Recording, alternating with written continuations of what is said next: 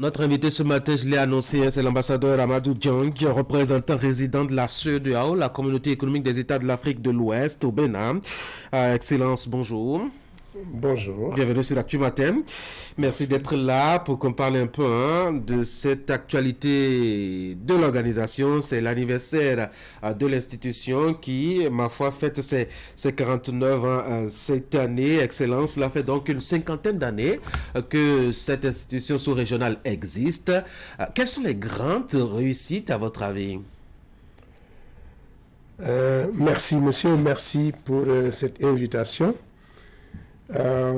49 ans, c'est 59 ans. Donc, il est important de mesurer le parcours de la CEDEAO.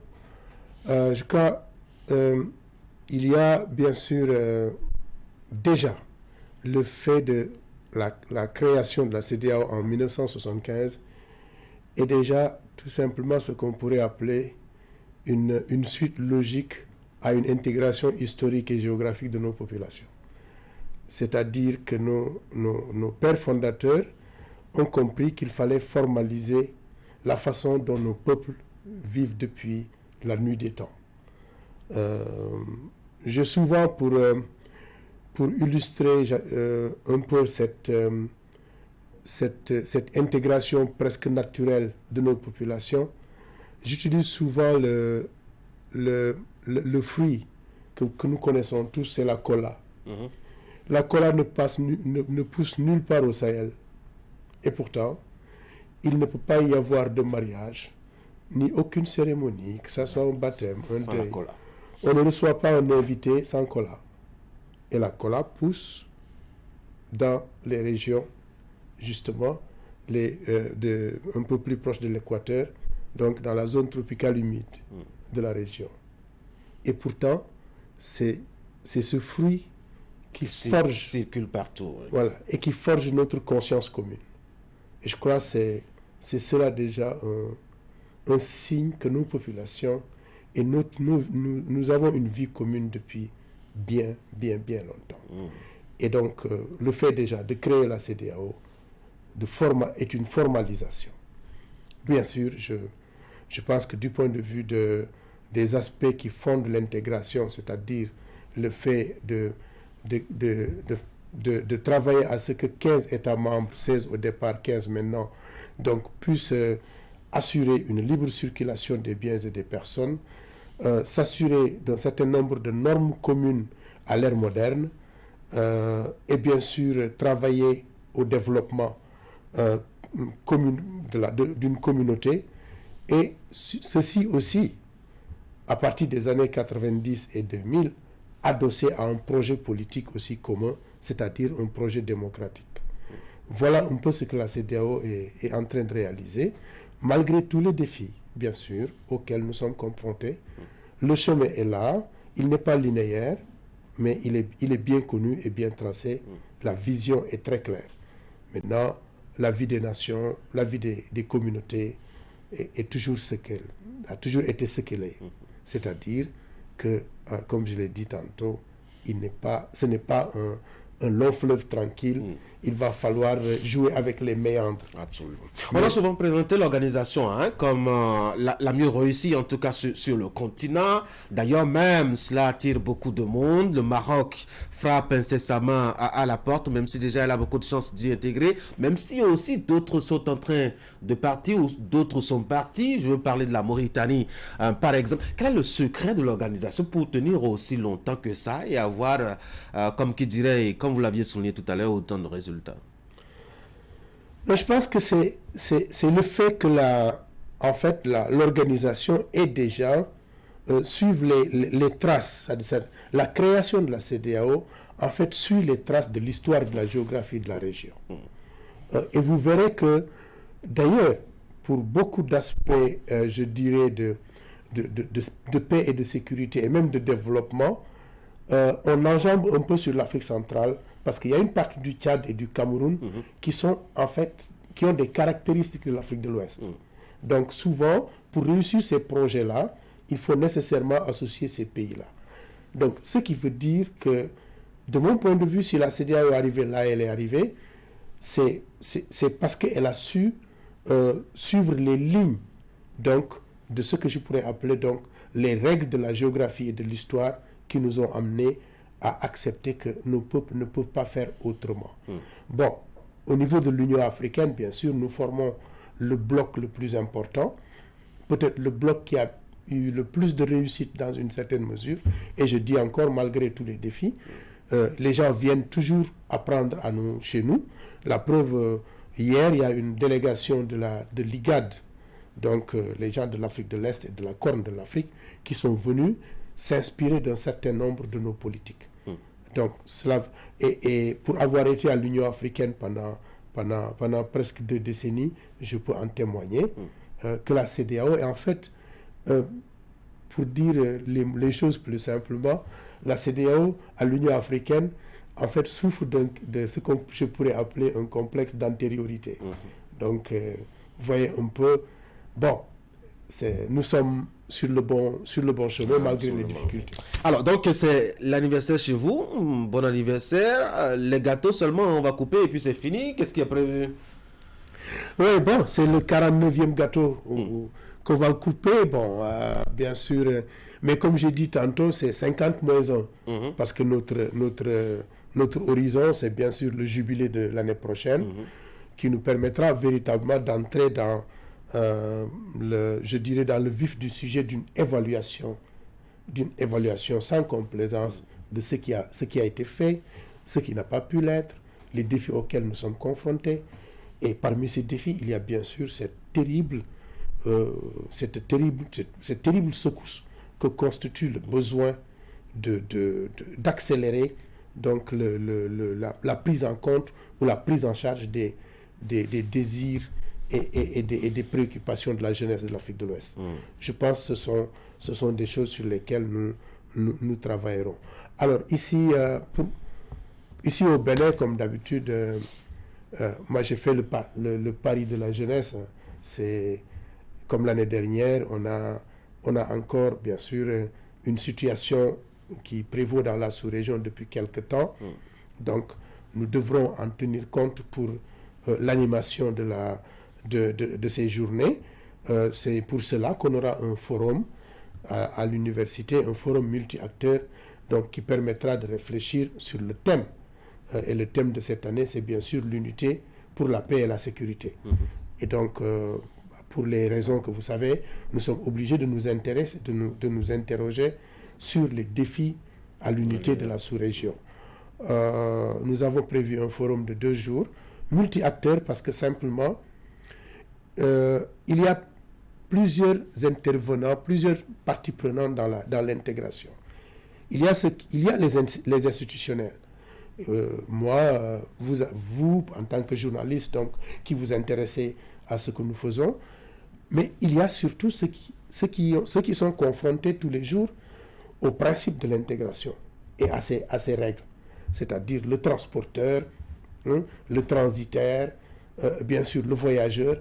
Donc, ce sont des gens qui sont des acteurs de tous les jours, le commerçant, et ces gens-là ont besoin de se faire entendre et de se faire écouter.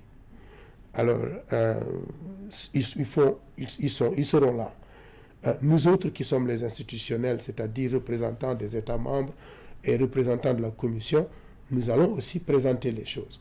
Et de l'autre côté, vous avez aussi ce qu'on appelle les sachants, c'est-à-dire les universitaires qui travaillent sur le formel des choses en théorie et bien sûr, après tout, dans l'analyse de la pratique. Donc voilà un peu autour de quoi nous allons travailler pour ce forum, mais sur ce que la CEDEAO essaie de réaliser en termes de paix et de sécurité, en termes de gouvernance et bien sûr en termes d'intégration économique. Maintenant, les autres aspects, c'est comme j'ai dit, c'est toujours le pari de la jeunesse. Nous aurons un concours d'art oratoire avec 4 universités, donc qui vont compétir à ce niveau-là. Nous avons déjà le génie en herbe aussi qui a démarré et nous avons eu les phases éliminatoires. Nous aurons la finale donc qui va se jouer.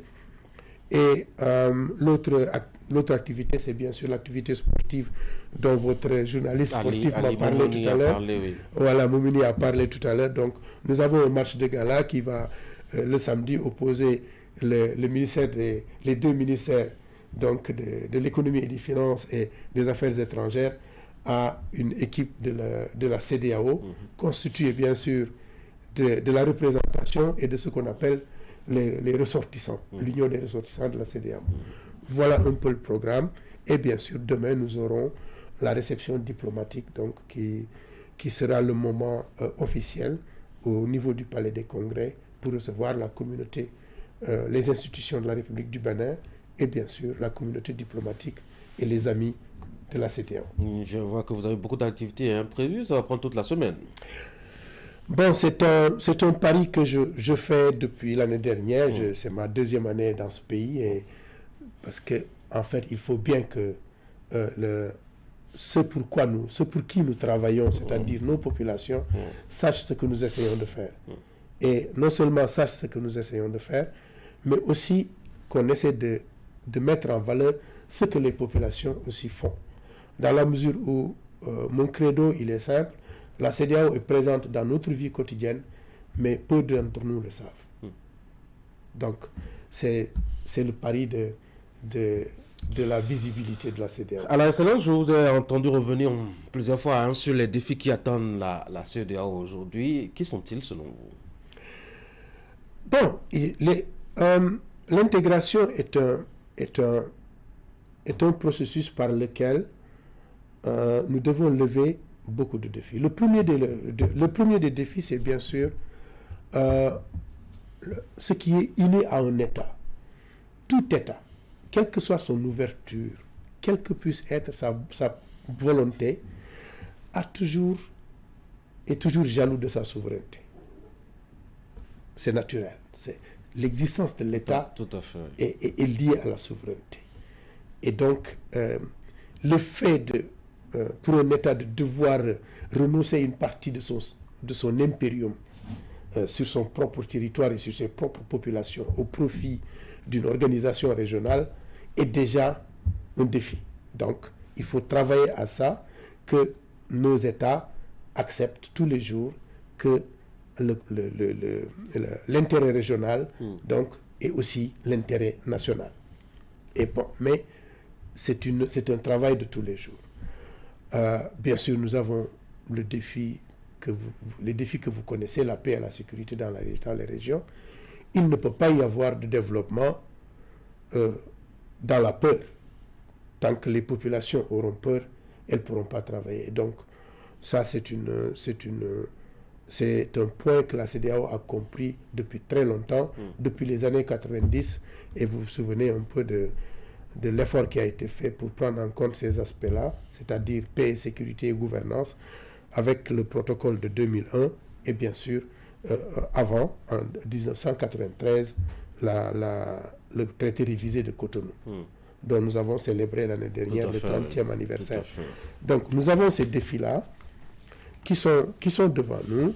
Et bon, ces derniers temps, nous avons bien sûr de nouveaux défis. C'est pas pour rien qu'on a choisi le thème de l'unité pour célébrer cette année. Bien à propos, parce que l'actualité, ma foi, elle se présente avec beaucoup d'urgence. Et on a l'impression que la CEDEAO, en tout cas la conférence des présidents, reste un peu sans solution. Commençons déjà par, puisque vous avez parlé d'unité, cette question des États de l'AES. On a l'impression que la CEDEAO ne sait pas comment est-ce qu'elle va se comporter avec ces États. Et dans leur posture actuelle. Alors, je pense qu'il y a une précision à faire à ce niveau sur la question de l'AES. La création de l'Alliance des États du Sahel, pour ma lecture personnelle, je considère ne devrait pas être seulement lue sous cet angle je dirais, d'une espèce de création d'une nouvelle organisation. Pour la bonne et simple raison suivante. Vous savez, dans un processus d'intégration qui regroupe plusieurs États, il est prévu Et il est même recommandé que ceux d'entre ces États en mesure d'aller plus vite, plus loin dans l'intégration le fassent. Et c'est bien sûr, vous avez l'existence de l'UEMOA dans la CEDEAO. Vous avez l'existence du Conseil de l'Entente dans la CEDEAO. Vous avez le Manu River qui est dans la CEDEAO. Bon, il est vrai que le contexte est différent. Je vous le confirme. Ici, au-delà de la création, on a parlé du départ aussi. La CEDEAO, c'est quand même assez singulier. Je suis totalement d'accord. Le contexte est différent. Mais je voulais faire cette précision d'abord. Le contexte est là et nous le savons, c'est un défi difficile. Il y a 3 de nos États membres qui font face à des défis et qui pensent que la communauté n'a pas fait assez pour les aider. C'est comme ça qu'il faut voir les choses. Il est vrai qu'ils ont pris des décisions fortes, très fortes, et sur lesquelles, bien sûr, nous avons, en tant que communauté, une responsabilité du point de vue des décisions à prendre. Parce que c'est pas rien que des pays décident d'annoncer, parce que je pense aussi qu'il faut faire les précisions nécessaires, d'annoncer le départ de la CEDEAO.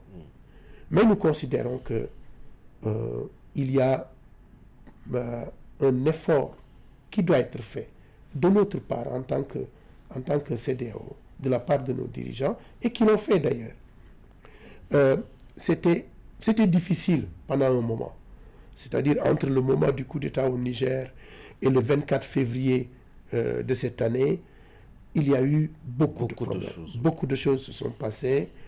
Et bien sûr, nos chefs d'État ont pris la décision de lever les sanctions sur ces pays et essayer de tisser de nouveaux liens qui iront vers un peu une meilleure prise en compte de leurs préoccupations. Mais je dois le dire, nous sommes un projet de communauté économique et politique.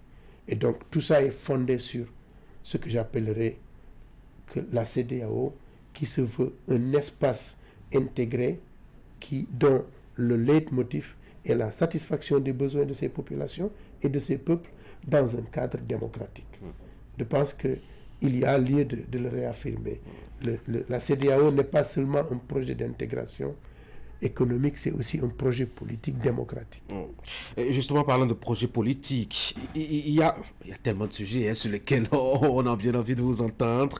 Il y a donc le sujet de la monnaie unique qui, ma foi, est passé, on a l'impression, aux oubliettes, après les successifs renvois des échéances. On a bien l'impression que c'est un os assez dur pour la CEDEAO de finir par décider une monnaie unique pour ses États membres. Moi, je pense que je ne sais pas si vous avez suivi le processus à l'Union européenne, le processus de l'émergence de l'euro. Il n'y a rien de nouveau, c'est-à-dire que c'est un processus extrêmement compliqué. On se disait que l'euro aurait pu inspirer la CEDEAO, que les États-Unis auraient pu inspirer la CEDEAO. Bien sûr, on s'en inspire. Oui. On s'en inspire en tenant compte, bien sûr, de nos propres réalités. Le problème, c'est que la question monétaire est une question difficile. Bon, et donc, ce qu'il y a, c'est que, c'est vrai, on a reporté plusieurs fois. Aujourd'hui, on a une nouvelle échéance qui est 2027. Tout à fait. Bon, les gens travaillent sur un certain nombre de textes liés donc aux convergences, aux critères de convergence. Parce que c'est là aussi où se situe le problème. Vous ne pouvez pas aller vers une monnaie unique à moins d'avoir au préalable et comme condition donc un certain nombre de convergences, c'est-à-dire le déficit budgétaire, un peu les taux d'inflation, un certain nombre de critères sur lesquels il faut s'entendre au plan macroéconomique avant d'arriver à quoi que ce soit. Et je crois que c'est le plus difficile. Et bien sûr, n'oublions pas aussi que nous avons été victimes de chocs extérieurs. Ces chocs extérieurs nous ont je pense au Covid, à toute la situation que vous connaissez depuis quelques mois, les conflits qu'il y a dans le monde, les grands conflits d'aujourd'hui. Regardez simplement le problème que pose un peu la cherté d'un certain nombre de produits liés à la multiplication par 2 des frais de transport, par 2 ou 3. Donc tout ça, c'est des éléments qui impactent nos économies et nos pays, donc qui ont besoin à tout moment de se réajuster. Et je pense c'est cela aussi qui retarde le processus. Si je ne vous pose pas cette question, les téléspectateurs béninois m'en voudraient bien. On a vu quand même le Bénin très solidaire des décisions prises par la CEDEAO à l'occasion du coup d'État intervenu le 26 juillet 2023 à Niamey et au Niger. Seulement que maintenant qu'il faut faire face aux conséquences, le Bénin a l'impression, en tout cas les Béninois ont l'impression que leur pays seul doit régler son problème avec Niamey et que la CEDEAO est devenue totalement tafoune. Nous étions, je crois, le Parlement de la CEDEAO hier qui s'est réuni, qui a sorti un communiqué exhortant les 2 pays à privilégier la voie du dialogue. On a l'impression que l'institution a poussé le Bénin, je dois dire, dans des situations assez compliquées face au Niger et puis s'en est lavé les mains. Non, je ne pense pas qu'il faille voir les choses sous cet angle-là, non. En fait, ce qu'il faut reconnaître, c'est le sacrifice que le Bénin a consenti dans cet épisode. Un énorme sacrifice. Et ce sacrifice, nous le saluons en tant que communauté. C'est un sacrifice qui est à la hauteur de l'engagement du pays pour l'intégration et pour les principes pour lesquels nous sommes ensemble. Je pense que nous l'avons dit, nous l'avons souligné partout. Bon, l'ensemble des membres de la CEDEAO sont solidaires de ces sacrifices du Bénin. Il se trouve que, en fait, le Bénin est la porte d'entrée naturelle et d'entrée et de sortie du Niger au plan du commerce. Et effectivement, il y a eu et il y a encore quelques tensions, quelques difficultés donc, entre les 2 pays sur un peu la réouverture des frontières malgré la décision du 24 février. Bon, nous savons exactement ce qu'il y a à faire. Et bien sûr, c'est la décision qui a été prise à Kano par nos parlementaires. Et n'oublions jamais que les parlementaires ont leur rôle à jouer aussi. Ils ont souvent des réseaux de résolution des conflits que peut-être d'autres n'ont pas, ni la Commission, ni les autres institutions de la CEDEAO. Et donc, donnons-leur la chance de faire en sorte de mettre un peu un terme à ces tensions. Et la conférence des présidents. Non, parce qu'en réalité, ce qui va se passer, c'est que à partir du moment où le Parlement s'est engagé à travers une commission ad hoc de médiation et de facilitation, bon, je considère que ils auront après à mettre sur la table des chefs d'État un peu les résultats de leur action. Mais ils ne sont pas restés inactifs. Ah oui. Bon, mais il y a des choses dont on ne parle pas sur la place publique. Il y a un travail qui se fait. Parce que tout le travail est un travail de retour à la confiance. Et le retour à la confiance ne peut se faire sur la place publique. Croyez-moi, il y a de l'action. Mais de l'action dont à laquelle il faut donner sa chance en termes de temps. J'ai beaucoup de questions. Malheureusement, le temps est complètement parti. J'ai des questions sur l'immigration, j'ai des questions sur le défi des coups d'État, même si Abuja a quand même essayé de freiner un peu ce vent qui souffle sur l'espace CEDEAO. Oui. Non, mais bon, nous constatons ces choses-là. Vous savez, il est aujourd'hui, et je pense que l'anniversaire sera l'occasion, les 50 ans, ce sera le moment de faire un petit point vraiment de tout ça. À la limite, je pense que ce sera une introspection. Okay. C'est ce que nous pensons. Les dirigeants de la région ont besoin de renouveler un peu la confiance par rapport au peuple sur les chemins de l'intégration. Et bien sûr, nous avons des États membres qui ont des difficultés politiques internes qui sont réelles. Les histoires de troisième mandat, mais c'est des choses réelles. Sur les jeux, c'est des choses réelles. La CEDEAO, je vous le dis et je l'affirme ici, en tant que fonctionnaire, mais aussi en tant que simple citoyen de cette région, la CEDEAO ne sera pas à l'abri de réformes profondes pour continuer son chemin. Il nous faut nous interroger sur notre futur. Parce que après 50 ans, il faut vraiment réfléchir. Il faut s'interroger. Absolument. Ambassadeur Amadou Dieng, merci beaucoup d'être venu sur Actu Matin. Je rappelle que vous êtes représentant résident de la CEDEAO au Bénin, la CEDEAO, la communauté économique des États de l'Afrique de l'Ouest. Vous étiez sur ce plateau pour qu'on parle prioritairement de cette 49e anniversaire de l'organisation, avec beaucoup d'activités prévues tout au long de cette semaine. Donc même, pour finir, un match de gala entre l'équipe jumelée du ministère des Affaires étrangères, de l'économie et des finances face justement à l'équipe de l'Union, je dois dire des nationalités résidentes au Bénin. Encore une fois, merci beaucoup d'être passé par ici. C'est moi qui vous remercie pour cette plage. Merci. Bon anniversaire. Merci beaucoup. Mesdames et messieurs, beaucoup de choses déjà passées par ici. On va marquer la pause.